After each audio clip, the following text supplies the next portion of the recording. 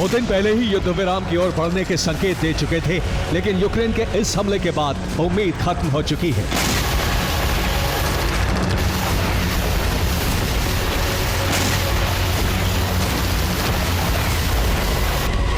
Kursk के बाद Belgorod पर हुए हमले का बदला लेने के लिए रूस ने यूक्रेन के शहरों पर बमबारी शुरू कर दी।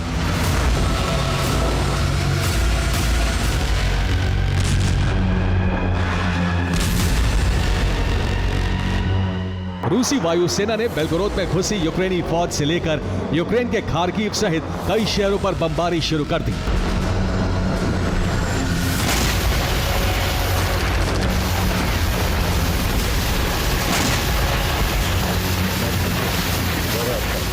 रूसी वायुसेना ने यूक्रेन के ऊर्जा ठिकानों पर हमले बढ़ा दिए हैं। यूक्रेनी सेना को ईंधन आपूर्ति करने वाले कई डिपो रूसी हमलों में ध्वस्त हो चुके हैं।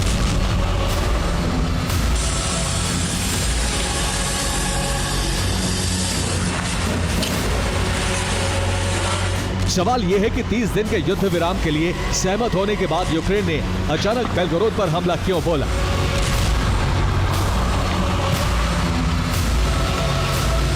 इसकी कई वजह हैं। बेलगोरोद में रूस के 12 न्यूक्लियर वेपन स्टोर हैं।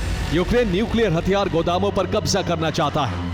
कुर्स्क हाथ से निकलने के बाद यूक्रेन रूस के नए इलाके पर कब्जा करना चाहता है ताकि रूस के साथ युद्ध विराम वार्ता में उसके हाथ सौदेबाजी की ताकत रहे। यूरोप के देश चाहते हैं कि युद्ध रूस की जमीन पर शिफ्ट करके युद्ध विराम टाला जाए। इसीलिए यूरोप के देशों ने बेलगोरोद पर हमले में मदद दी है।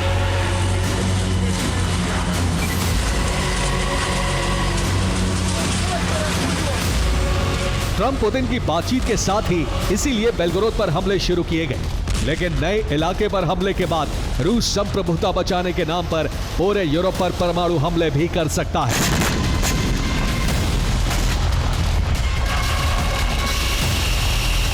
Bureau report, TV9 Bharatvarsh.